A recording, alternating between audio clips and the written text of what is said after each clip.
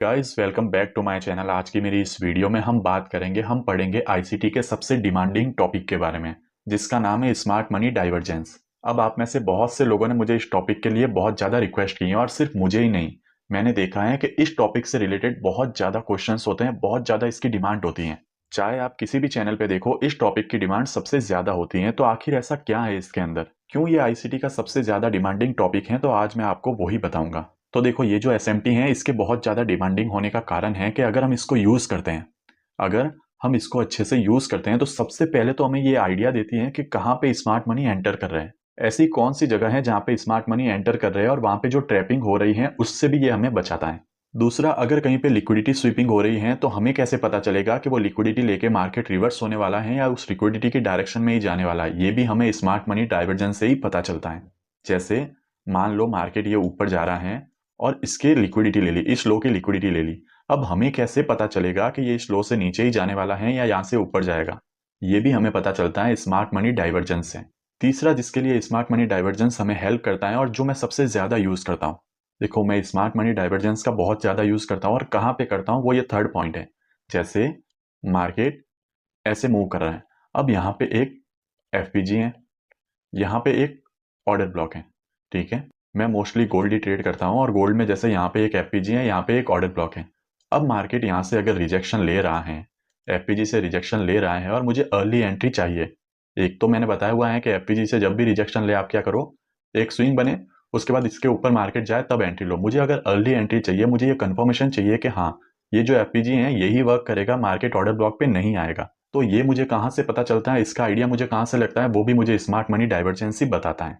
काफी जगह ये हमें टारगेट में भी हेल्प करता है, और ट्रेड में एक्स्ट्रा कंफर्मेशन कैसे लें उसके लिए भी ये हमें हेल्प करता है। तो आपने देखा, सिर्फ ये एक टॉपिक हमें कितनी जगह पे हेल्प कर रहा है। बहुत सारी जगह पे हमें ट्रैपिंग से बचाता है, बहुत सारी जगह पे हमें टारगेट लेने में हेल्प करता है, और बहुत सारी जगह पे हमें एंट्री में भी ये हेल्प करता है। इसलिए आज की वीडियो को बहुत ध्यान से देखना, इसे अच्छे से समझना, इसे अच्छे से प्रैक्टिस करना।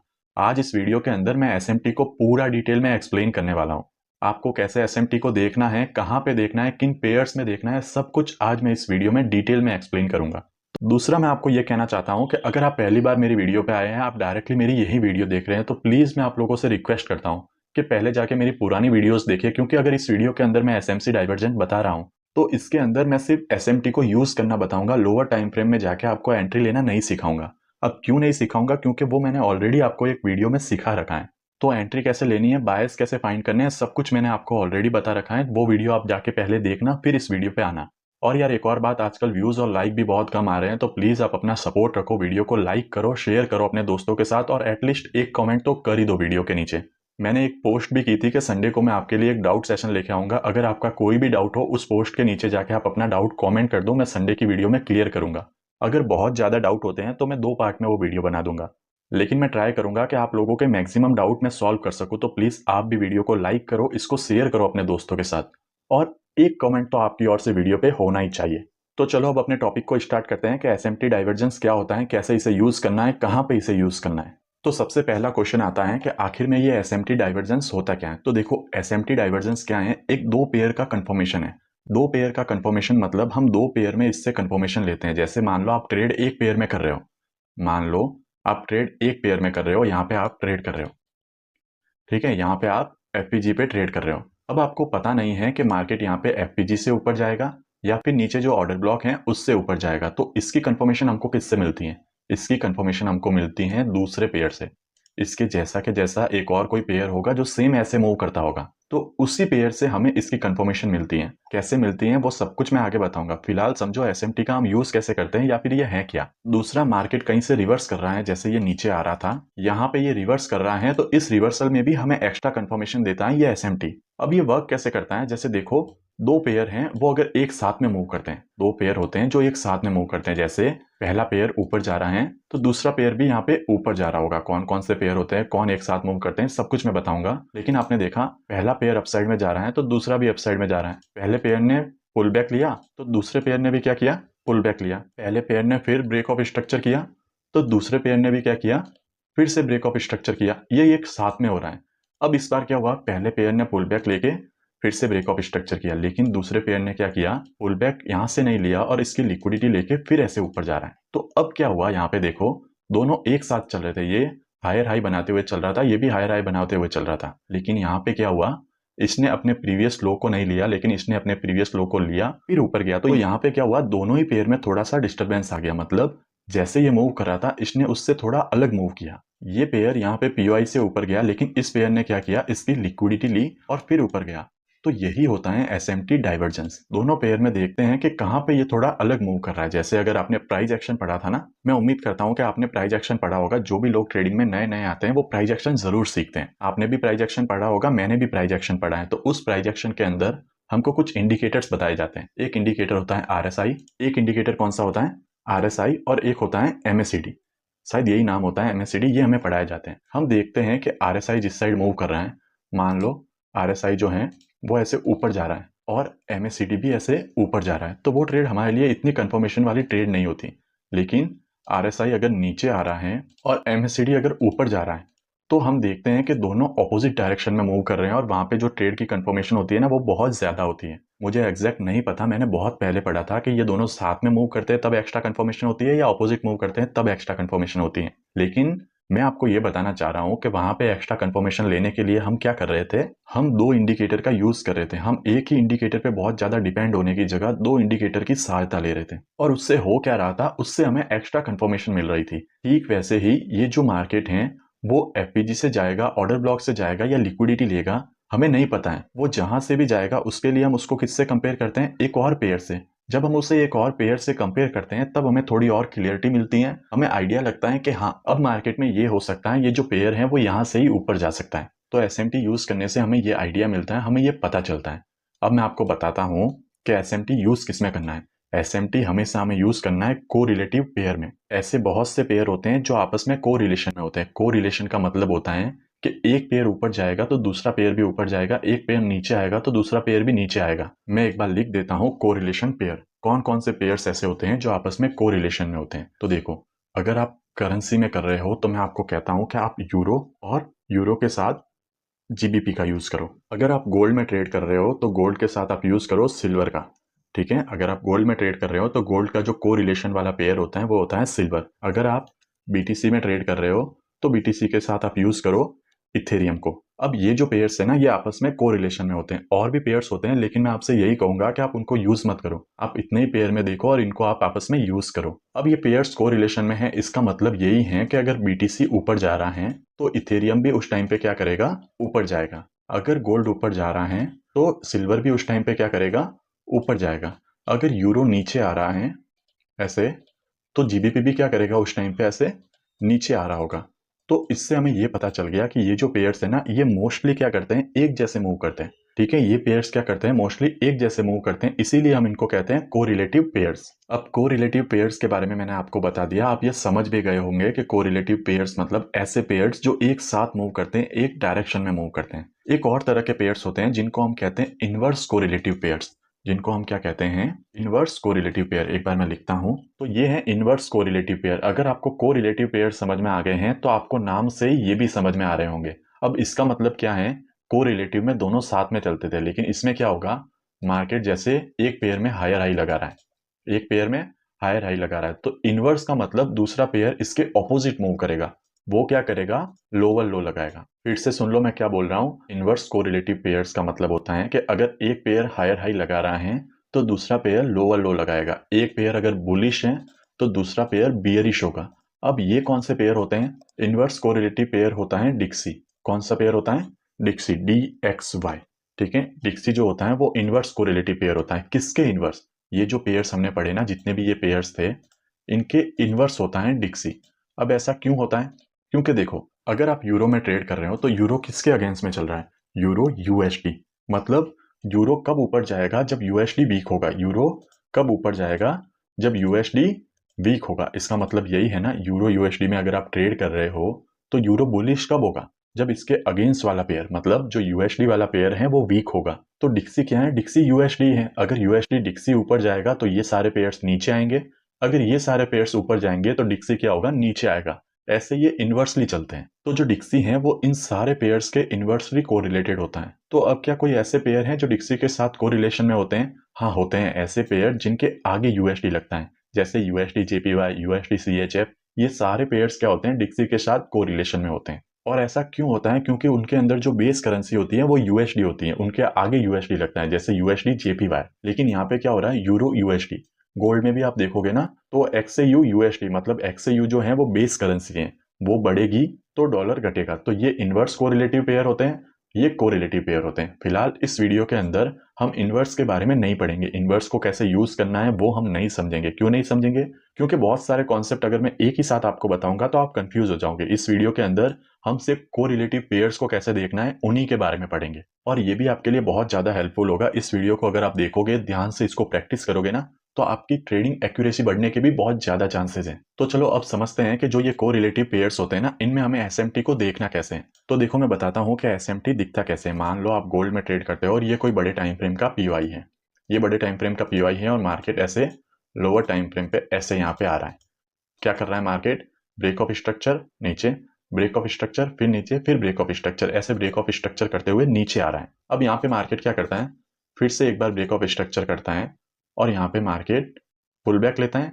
अब मार्केट ब्रेक ऑफ स्ट्रक्चर नहीं करता, इस स्विंग को भी नहीं लेता, और यहां से क्या करता है, वो ऊपर आ जाता है, यहां से ऊपर आ जाता है। अब आपके लिए मार्केट स्ट्रक्चर शिफ्ट वाला पॉइंट कौन सा होगा? ये वाला पॉइंट होगा। ठीक है, ये क्या होगा? Market structure shift. मान लो ये बहुत पास में है, अगर ये यहाँ पे होता ऐसे, तो ये मार्केट स्ट्रक्चर शिफ्ट होता। लेकिन अगर हम एसएमटी का यूज करते हैं तो ये वाला जो पॉइंट होता है ना, ये हो सकता है हमारा एडवांस मार्केट स्ट्रक्चर शिफ्ट। ये क्या हो सकता है? Advance market structure shift. और इसके बाद जब मार्केट यहाँ किसी पीओआई को टैप करे तो हम यहाँ से अपनी ट्रेड ले सकते हैं, और ये एक बहुत ज्यादा कंफर्मेशन वाली ट्रेड होगी। हम अभी तक देखते थे कि हम ऐसे ही किसी पीओआई से ट्रेड ले लेते थे जहां पे हमें इतना कॉन्फिडेंस नहीं आता, लेकिन ये एक बहुत ज्यादा कंफर्मेशन वाली ट्रेड होगी जिसमें हम एक्चुअल मार्केट स्ट्रक्चर शिफ्ट भी नहीं देख रहे हैं और एडवांस मार्केट स्ट्रक्चर शिफ्ट पे ट्रेड ले रहे हैं। अब ये कैसे पॉसिबल होगा? ये तब पॉसिबल होगा जब हम साथ में क्या देखते हैं, एसएमटी देखते हैं। तो कैसे देखना है, चलो देखो।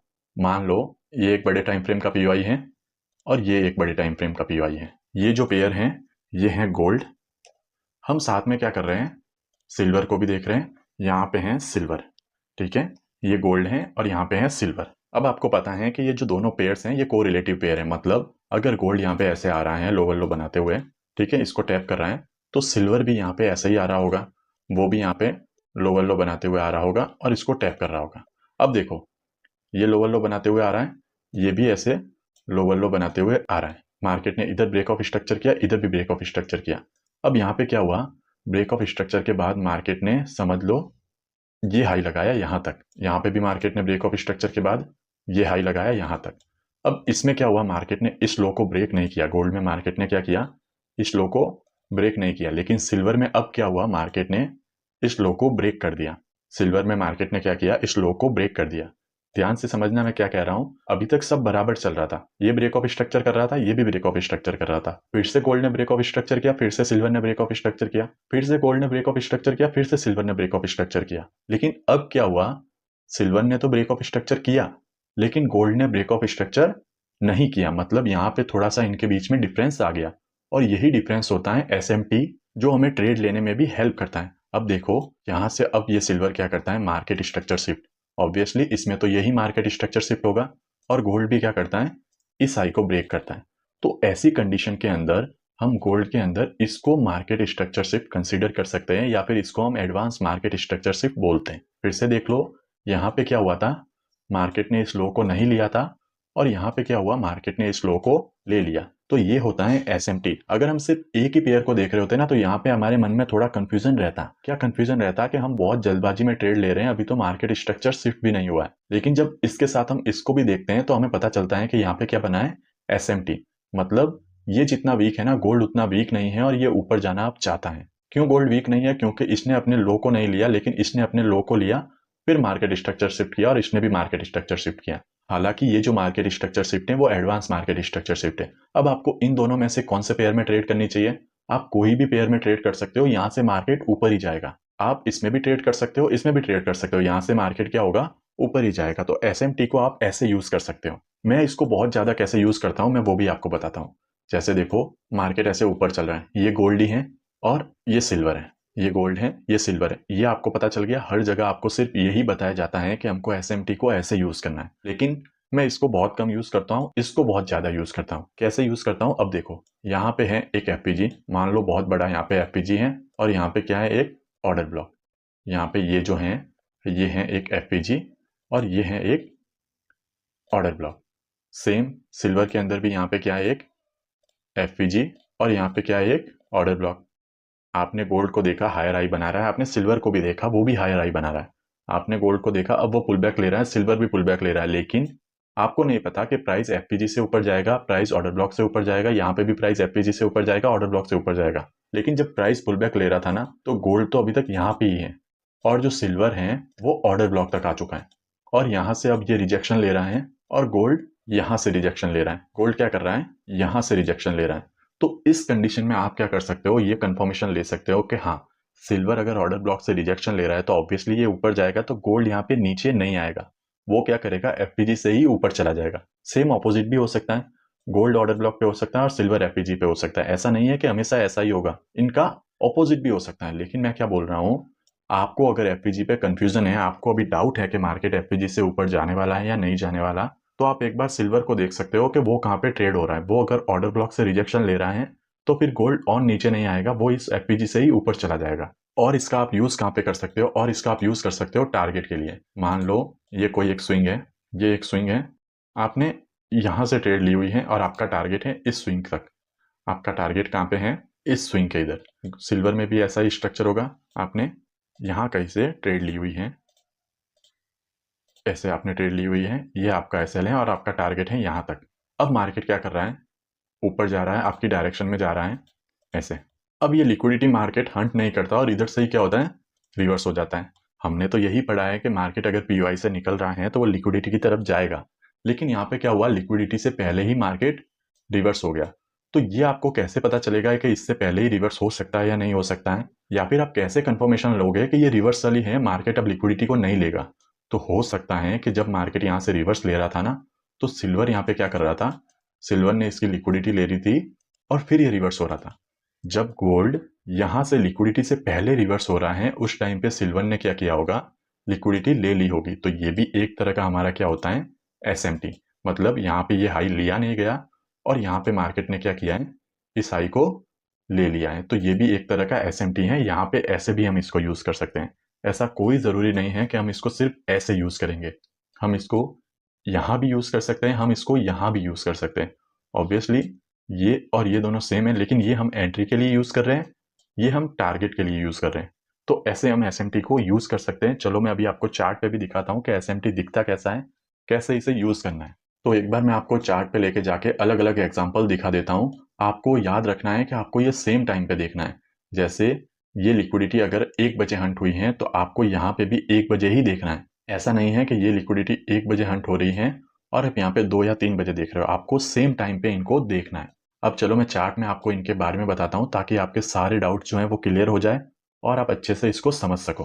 तो देखो ये जीबीपी यूएसडी का चार्ट है और ये हम हैं 14 अगस्त के आसपास, ठीक है। यहाँ पे आप देखोगे ये 4 आवर का चार्ट है और यहाँ पे देखो आप मार्केट क्या कर रहा है, इसकी लिक्विडिटी ले रहा है। सबसे पहले आप देखोगे ये जो ऑर्डर ब्लॉक है इसकी मार्केट लिक्विडिटी ले रहा है, या फिर हम ऐसे कहें कि इस स्विंग की मार्केट लिक्विडिटी ले रहा है। कब ले रहा है, 14 अगस्त को। ये जो है ये 23 जुलाई का है और इसकी लिक्विडिटी मार्केट ले रहा है 14 अगस्त को। एक बार हम यूरो में भी देखते हैं, क्या यहाँ पे ऐसा हुआ था क्या। अब यूरो में देखो ये रहा 14 अगस्त और ये रहा वो जुलाई वाला पार्ट। अब देखो उधर मार्केट ने क्या किया था, लिक्विडिटी ली थी, लेकिन यहाँ पे क्या हुआ है, मार्केट इस एफपीजी वगैरह से यहाँ से मार्केट रिजेक्शन ले रहा है, यहाँ से, ठीक है। इस एफपीजी से मार्केट क्या कर रहा है, रिजेक्शन ले रहा है, ठीक है। यहाँ पे मतलब क्या बनी है, एक एसएमटी। ये क्या बना है, एक एसएमटी। अब इसका यूज कैसे करना है, मान लो आप यूरो में ट्रेड कर रहे हो, आपको नहीं पता कि प्राइस यहाँ से रिवर्स होगा, इस ऑर्डर ब्लॉक से रिवर्स होगा या इसकी लिक्विडिटी लेगा। लेकिन आपने जब जीबीपी को देखा ना, तो वो इस टाइम पे जब आप 14 अगस्त पे इसको देख रहे हो, तो इस टाइम पे वो क्या करता है, इसकी लिक्विडिटी ले लेता है। वो क्या करता है, इसकी लिक्विडिटी लेके रिवर्स हो रहा है। तो इसका मतलब ये है कि ये जहां पे भी है, ये रिवर्सल का साइन अगर शो कर रहा है, फिर से मैं बता रहा हूं, आपने जीबीपी को देखा, जीबीपी क्या कर रहा है, इस स्विंग की लिक्विडिटी लेके रिवर्स हो रहा है। तो आप क्या करोगे, यहाँ पे जहां पे भी ये मार्केट होगा और रिवर्सल का साइन अगर हमें शो करेगा, तो आप यहाँ से रिवर्सल की ट्रेड लोगे। एक और मैं आपको एग्जांपल देता हूं, जैसे देखो ये यूरो है, इसको मैं और जूम करता हूं, और ये क्या है, यहाँ पे हमारा ऑर्डर ब्लॉक, ये है हमारा ऑर्डर ब्लॉक। ठीक है, इस ऑर्डर ब्लॉक से प्राइस रिजेक्ट हो रही है, वो यही वाला ऑर्डर ब्लॉक है और यहाँ से जो रिजेक्शन मिल रहा है हमको वो मिल रहा है 15 अगस्त को। ठीक है, 15 अगस्त को। अब देखो मार्केट ने पहले रिजेक्शन लिया, फिर दूसरी 4 आवर की कैंडल इनसाइड में मरी और थर्ड कैंडल जो थी उसने इसकी लिक्विडिटी ले ली, यहाँ पे इसकी लिक्विडिटी ले ली इस कैंडल ने। एक बार हम जीबीपी में देखते हैं क्या ऐसा ही हो रहा है क्या वहां पे। ये मैं आ गया जीबीपी में और ये रहा 15 अगस्त और ये रहा इसका ऑर्डर ब्लॉक। यहाँ पे भी ऑर्डर ब्लॉक है, वहां पे भी ऑर्डर ब्लॉक था। ठीक है, यहाँ पे भी इस जगह पे ऑर्डर ब्लॉक था, वहां पे भी ऑर्डर ब्लॉक था। अब यहाँ पे देखो 15 अगस्त को क्या हो रहा था, वहां पे मार्केट में जो हाई बना था, पहली कैंडल ने ट्रैप किया था, उसके बाद अगली जो कैंडल थी उसने इसकी लिक्विडिटी ली थी, लेकिन यहाँ पे क्या हुआ, इसकी लिक्विडिटी नहीं ले पाया, इसकी लिक्विडिटी नहीं ले पाया। अगर आप जाके टाइम भी मैच करोगे ना तो ये सेम टाइम है, ये वाली कैंडल होगी जो लिक्विडिटी नहीं ले पाया और वहां पे उसने लिक्विडिटी ली थी। तो जब ऐसा हो रहा है, आपको ऐसा दिखे कि एक पेयर लिक्विडिटी नहीं ले पाया और दूसरे ने लिक्विडिटी ली है, तो उस टाइम पे जब आप ट्रेड लोगे ना, अब इसका यूज कैसे करना है मैं वो आपको बता रहा हूँ। आप अगर लोअर टाइम फ्रेम में जैसे 15 मिनट में अब आप जाके यहाँ से ट्रेड लोगे ना, तो उस ट्रेड की एक्यूरेसी बहुत ज्यादा होती है। क्यों बहुत ज्यादा होती है? क्योंकि यहाँ पे एसएमटी बना है, एक पेयर ने क्या किया है, लिक्विडिटी नहीं ली है, जबकि दूसरे पेयर ने लिक्विडिटी ली है। अब लोअर टाइम फ्रेम में जाके एंट्री कैसे लेनी है वगैरह ये मैं आपको नहीं बताऊंगा, ये मैं आपको ऑलरेडी बता चुका हूँ, आप वीडियोस जाके देख सकते हो। लेकिन ऐसे आप इसको यूज कर सकते हो। देखो आपको ट्रेड उन्हीं पेयर में लेनी है जिनमें आप ट्रेड लेते हो। जैसे मान लो आप बिटकॉइन में ट्रेड लेते हो तो आपको बिटकॉइन में ही ट्रेड लेनी है, लेकिन आपको कंफर्मेशन के लिए सिर्फ इथेरियम को साथ में देखना पड़ेगा। जैसे मैं अगर जीबीपी में ट्रेड ले रहा हूँ, यहाँ पे प्राइस एसएमटी करके नीचे आया है। अब जैसे देखो ये 4 आवर का टाइम फ्रेम है, मार्केट ने ऑर्डर ब्लॉक को टैप किया, नीचे गया, लोअर टाइम फ्रेम पे इधर मार्केट स्ट्रक्चर शिफ्ट भी हो गया होगा और फिर मार्केट यहाँ पे किसी लास्ट पीवाई को टैप कर रहा होगा। अब मुझे एक्स्ट्रा कंफर्मेशन चाहिए कि हाँ ये जो ट्रेड है मेरी बहुत सही है, इसके एसएल जाने के चांसेस बहुत कम होंगे। तो उसके लिए मैं क्या करूंगा, यूरो को देखूंगा और यूरो को जब आप देखोगे तो आपको दिखेगा कि मार्केट ने क्या किया है, इस स्विंग की लिक्विडिटी ले ली है, इसकी लिक्विडिटी ले ली है, मतलब वहां पे क्या बना है, एसएमटी बना है। तो अब जब मार्केट ने इसकी लिक्विडिटी ले ली है तो ये एक स्ट्रॉन्ग हाई है, अब इसकी लिक्विडिटी वापस जाने के चांसेस बहुत कम है। तो हम यहाँ से एक कॉन्फिडेंट के साथ ट्रेड ले सकते हैं।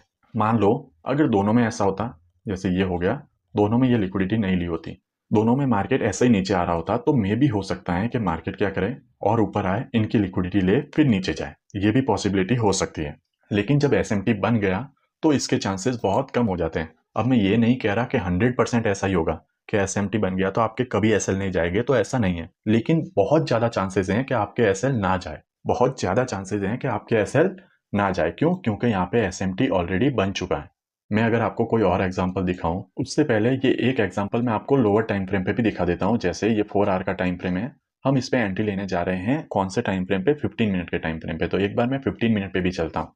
तो ये आ गया मैं 15 मिनट टाइम फ्रेम पे। 15 मिनट टाइम फ्रेम पे देखो मार्केट ने इस 4 आवर के ऑर्डर ब्लॉक को टैप किया, ऑर्डर ब्लॉक को टैप करने के बाद मार्केट नीचे आया, मार्केट नीचे आया। तो इसमें मार्केट स्ट्रक्चर शिफ्ट वाला पॉइंट कौन सा है, मार्केट स्ट्रक्चर शिफ्ट एक तो हमारा ये वाला होगा।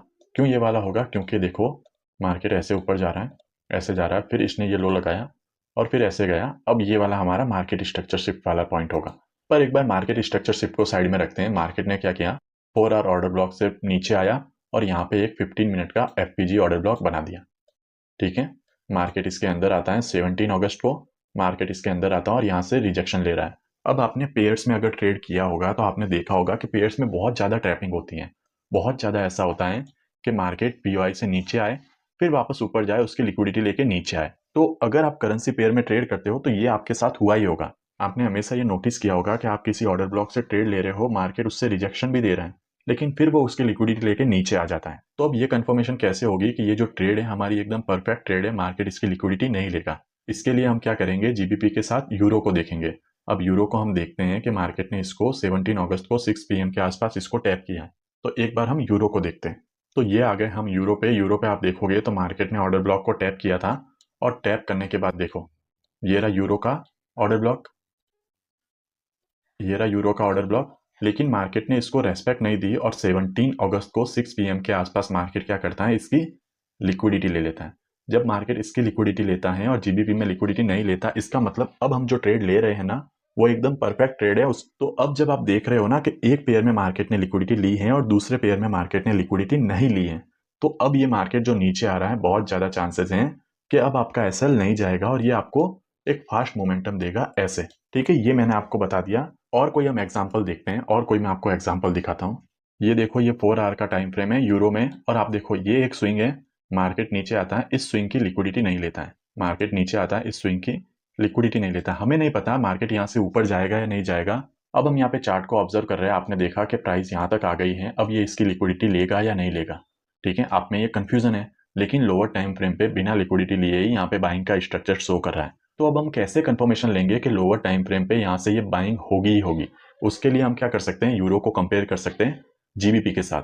ये आ गए हम जीबीपी पे, और यहाँ पे अगर आप देखोगे तो मार्केट ने क्या किया, यहाँ पे लिक्विडिटी ली है। मार्केट ने इस पेयर में लिक्विडिटी ली है, तो उस पेयर में अगर बिना लिक्विडिटी लिए ही बाइंग का स्ट्रक्चर बन रहा है तो हम यहाँ पे ट्रेड ले सकते हैं। और अगर आप जीबीपी में ट्रेड कर रहे हो और अब आपको कंफ्यूजन है कि मार्केट ये लिक्विडिटी लेके नीचे तो नहीं चला जाएगा, तो आप यूरो को देख सकते हो, उसमें मार्केट लिक्विडिटी नहीं ले रहा है और बाइंग का स्ट्रक्चर शो कर रहा है।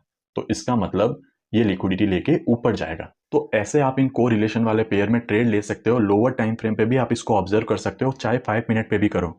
आप कहीं भी इसको ऑब्जर्व कर सकते हो, आप इसकी प्रैक्टिस करना, ये बहुत अच्छी चीज है। अब मैं आपको एक बार ये बता देता हूँ कि मैं इसको कैसे यूज करता हूँ। देखो, मैं करेंसी पेयर वगैरह इनमें कभी भी ट्रेड नहीं करता, मैं सिर्फ गोल्ड को ट्रेड करता हूँ, और वहां पे मैं इसको कैसे यूज करता हूँ मैं आपको वो बता देता हूँ। तो ये आ गए हम गोल्ड के चार्ट पे, और आज ही मैंने इसको ऑब्जर्व किया था, आज ही मैंने एक ट्रेड देखी थी। अब मैंने कैसे देखी थी मैं आपको बताता हूँ। देखो, ये गोल्ड का चार्ट है, मार्केट यहाँ से ऊपर जा रहा था। यहाँ पे क्या हुआ, यहाँ पे अगर आप देखोगे तो गोल्ड जो था वो एफपीजी से ऊपर जा रहा था। एफपीजी से क्या कर रहा था, वो ऊपर जा रहा था। अब मुझे नहीं पता कि गोल्ड एफपीजी से ही कंफर्म ऊपर जाएगा या नहीं जाएगा, मुझे कंफ्यूजन था। लेकिन गोल्ड को मैंने देखा वो एफपीजी से ऊपर जा रहा है। कौन सा टाइम की एफपीजी है ये, 2:30 AM की। कौन से टाइम की एफपीजी है, 2:30 AM। मैं एक बार इसी टाइम पे सिल्वर को देखता हूँ। ये रहा 2:30 AM की एफपीजी, ये रही देखो 2:30 AM की एफपीजी, और यहाँ पे ऑर्डर ब्लॉक। अब आप देखो, सिल्वर जो यहाँ से रिजेक्शन ले रहा है ना, वो ऑर्डर ब्लॉक से ले रहा है, लेकिन इसी सेम टाइम फ्रेम पे गोल्ड जो रिजेक्शन ले रहा है वो एफपीजी से ले रहा है। अब ऑब्वियसली 5 मिनट का स्ट्रक्चर है, तो मैं ट्रेड क्या करूंगा, ये सीआईएसडी के बाद, इस सीआईएसडी के बाद मैं यहाँ पे अपनी ट्रेड करूंगा। लेकिन मेरा एसएल यहाँ पे होगा, सिर्फ इस कैंडल के नीचे, और मैं बहुत कॉन्फिडेंटली यहाँ पे ट्रेड करूंगा। मैं ये नहीं सोचूंगा कि अब मार्केट ऑर्डर ब्लॉक को लेने आएगा। क्यों ऐसा होगा, क्योंकि सिल्वर में ऑलरेडी ऑर्डर ब्लॉक ले लिया गया है और वहां से मार्केट रिजेक्शन भी दे रहा है। तो मैं ऐसे इसको बहुत ज्यादा यूज करता हूँ, मैं ऐसे बहुत ज्यादा इस पर ट्रेड लेता हूँ। और अगर कोई एग्जाम्पल होता है तो मैं आपको बताता हूँ। अब देखो, ये 1 आवर टाइम फ्रेम है और यहाँ पे ये ऑर्डर ब्लॉक है। ये गोल्ड में 1 आवर टाइम फ्रेम है, और ये इस ऑर्डर ब्लॉक को मार्केट टैप कर रहा है 6 PM पे। आज ही 28 अक्टूबर को इसको टैप कर रहा है 6 PM पे। ठीक है, मतलब 6 PM पे मार्केट क्या कर रहा है, एक ऑर्डर ब्लॉक को टैप कर रहा है। अगर मैं सिल्वर में ट्रेड करता, ऑपोजिट भी हो सकता है, लेकिन अगर मैं सिल्वर में ट्रेड करता तो 6 PM पे वहां पे क्या हो रहा है मैं देखता हूँ। आज के दिन 6 PM में सिल्वर में क्या हो रहा है, ये रहा सिल्वर का 6 PM, और 6 PM पे सिल्वर क्या कर रहा है, एफपीजी से रिजेक्शन ले रहा है। सिल्वर क्या कर रहा है, एफपीजी से रिजेक्शन ले रहा है। तो मुझे एक बात बताओ, अगर मैं एसएमटी का यूज कर रहा हूं, मैंने गोल्ड पे देख लिया कि मार्केट ऑर्डर ब्लॉक में है और मैं सिल्वर में ट्रेड करना चाहता हूं, तो क्या मैं ऑर्डर ब्लॉक का वेट करूंगा या यहां से ही ट्रेड लूंगा? मैं क्या करूंगा, यहां से ही कंफर्मेशन पे ट्रेड ले लूंगा। तो ऐसे एसएमटी को मैं इसके अंदर बहुत ज्यादा यूज करता हूँ। अब एक एग्जाम्पल मैं आपको बीटीसी और इथेरियम पे भी दे देता हूँ। देखो, यहाँ पे बिटकॉइन में क्या है, एक ऑर्डर ब्लॉक है 27 अक्टूबर 3 AM का, ये ऑर्डर ब्लॉक है। बिटकॉइन में मार्केट इसको टैप कर रहा है और नीचे जा रहा है। ठीक है, बिटकॉइन क्या कर रहा है, एक ऑर्डर ब्लॉक बनाया हुआ है 1 आवर में, उसको टैप करता है और नीचे जाता है। अब ये नीचे जा रहा है तो फिर रिवर्स हो जाता है। तो जब आप बिटकॉइन को ध्यान से देखोगे, अगर आप बिटकॉइन में ट्रेड करते हो, तो बिटकॉइन में जब भी ऐसा होता है कि मार्केट ऑर्डर ब्लॉक को टैप करके नीचे जा रहा होता है और फिर वो रिवर्स हो जाता है, तो वो मोस्टली क्या करता है, इसकी लिक्विडिटी लेता है। वो मोस्टली क्या करता है, इसकी लिक्विडिटी लेता है। अगर आप बिटकॉइन को ट्रेड कर रहे हो तो आपको ये अच्छे से पता होगा कि एक बार अगर वो ऑर्डर ब्लॉक को फेल कर देता है तो वो लिक्विडिटी लेके फिर ही नीचे आता है। लेकिन हमें कैसे कंफर्म होगा कि मार्केट यहाँ पे लिक्विडिटी लेगा या नहीं लेगा? तो देखो, 27 अक्टूबर, ये 1 बजे और 2 बजे वाली कैंडल्स हैं। तो एक बार मैं 27 अक्टूबर को इथेरियम को भी देखता हूँ। तो ये आ गए हम इथेरियम पे। अब 27 अक्टूबर को ये 1 बजे और 2 बजे वाली कैंडल। अब इथेरियम में अगर आप देखोगे तो यहाँ पे क्या है, एक ऑर्डर ब्लॉक। ठीक है, इथेरियम में ऑर्डर ब्लॉक को मार्केट अब टैप कर रहा है। 1 बजे और 2 बजे वाली कैंडल क्या कर रही है, इस ऑर्डर ब्लॉक को अब टैप कर रही है और यहां से हमें रिजेक्शन मिल रहा है। लेकिन अगर बिटकॉइन को आप देखोगे तो यहाँ पे कोई ऑर्डर ब्लॉक नहीं है, फिर भी यहाँ से रिजेक्शन मिल रहा है। तो यहाँ से ये मार्केट नीचे जाएगा, इसकी कंफर्मेशन हमें कौन दे रहा है, इसकी कंफर्मेशन हमें दे रहा है इथेरियम। अब देखो, एक और बात मैं बताता हूँ। यहाँ पे क्या हुआ, मार्केट ने इसकी लिक्विडिटी ली। ये एक ऑर्डर ब्लॉक है, मार्केट ने क्या किया, इसकी लिक्विडिटी लेके नीचे आ रहा है। अब सेम इस टाइम पे हम इथेरियम को देखते हैं। कौन सी कैंडल है ये? 28 अक्टूबर 10 AM वाली कैंडल है, जो पिछले स्विंग की क्या कर रही है? लिक्विडिटी ले रही है। मतलब यहाँ पे ये ऑर्डर ब्लॉक है, इसको रेस्पेक्ट नहीं दिया और इसकी लिक्विडिटी ले रही है। अब हम इथेरियम में देखते हैं क्या हो रहा है। तो इथेरियम में देखोगे, ये रहा 28 अक्टूबर और ये रही 10 AM वाली कैंडल। ये 10 AM वाली कैंडल क्या कर रही है? ये जो फर्स्ट एफपीजी है यहाँ से रिजेक्शन ले रही है। अब देखो, मान लो आप इथेरियम में ट्रेड करना चाहते हो, आप इस ऑर्डर ब्लॉक का वेट कर रहे हो, लेकिन यहाँ पे क्या हो रहा है? मार्केट एसएमटी बना रहा है। मतलब अगर आप बिटकॉइन को देखोगे तो इस टाइम पे 10 AM 28 अक्टूबर को बिटकॉइन इसकी लिक्विडिटी लेके नीचे आ रहा है और इथेरियम जो है वो सीधा यहाँ से ही नीचे आ रहा है। तो मतलब यहाँ पे स्मार्ट प्लेयर आ चुके हैं, वो मार्केट को अब एक जैसे नहीं चला रहे। और जब एसएमटी बन जाता है उसके बाद एक बहुत फास्ट मूवमेंट आता है। तो यहाँ पे बिटकॉइन में ये लिक्विडिटी ले ली गई थी, लेकिन इथेरियम में ये लिक्विडिटी अभी भी बाकी थी और मार्केट यहाँ से रिवर्स हो गया। क्यों यहाँ से रिवर्स हो गया पहले ही एफपीजी से? क्योंकि इस पर्टिकुलर टाइम पे, इस समय पे जो बिटकॉइन है उसमें लिक्विडिटी ले ली गई है। तो हम यहाँ पे इस ऑर्डर ब्लॉक का वेट नहीं करेंगे और यहाँ से ही सेलिंग की ट्रेड ले लेंगे। तो ऐसे आप को रिलेटिव पेयर्स को आपस में देख सकते हो, अपनी ट्रेड की एक्यूरेसी को इंप्रूव कर सकते हो। मान लो आपने यहाँ से बाइंग की हुई होती और आपका टारगेट यहाँ तक होता, लेकिन आपने बिटकॉइन में देखा कि यहाँ पे एसएमटी बना है, तो आप यहाँ पे ही एग्जिट कर लेते। तो ऐसे आप टारगेट भी देख सकते हो। अब देखो, जहां तक मुझे लगता है मैंने आपको एसएमटी बहुत अच्छे से एक्सप्लेन की है। हाँ, आपको अभी भी थोड़े डाउट हो सकते हैं, लेकिन वो डाउट कब क्लियर होंगे? जब आप इस पे ट्रेड लोगे, जब आप इसको ऑब्जर्व करोगे। आपको क्या करना है? एसएमटी को बहुत ज्यादा ऑब्जर्व करना है। जितना आप इसको ऑब्जर्व करोगे, जितना इस पे ट्रेड लोगे, उतने आपके डाउट ऑटोमेटिकली क्लियर होते जाएंगे। फिर भी अगर आपको डाउट है, कोई जेन्युइन डाउट है जो आपका अभी तक क्लियर नहीं हुआ है, तो मैंने एक पोस्ट की हुई है, उस पर आप अपना डाउट लिख सकते हो। फ्राइडे तक आप अपना डाउट लिख देना, मैं उस पर संडे को वीडियो बनाने वाला हूँ। बहुत सारे आपके डाउट मैं उस वीडियो में सॉल्व करने वाला हूँ। तो अगर आपका जेन्युइन डाउट होगा तो मैं वहाँ पे सॉल्व कर दूंगा। मान लो डाउट बहुत सारे हैं, इतने सारे डाउट हैं जिनको मैं सब साथ में सॉल्व नहीं कर सकता, तो मैं एक नहीं मल्टीपल वीडियोस बना के आपके डाउट सॉल्व कर दूंगा। इसलिए उस पोस्ट पे अपना कमेंट कर देना, ताकि मैं आप लोगों के भी डाउट पढ़ सकूं और उसे सॉल्व कर सकूं। फिलहाल आज की वीडियो में इतना ही। अगर आपको वीडियो अच्छा लगा हो तो लाइक करना, शेयर करना इसको अपने दोस्तों के साथ और मेरे इस चैनल को सब्सक्राइब भी कर देना। मिलते हैं बहुत ही जल्द नेक्स्ट वीडियो में।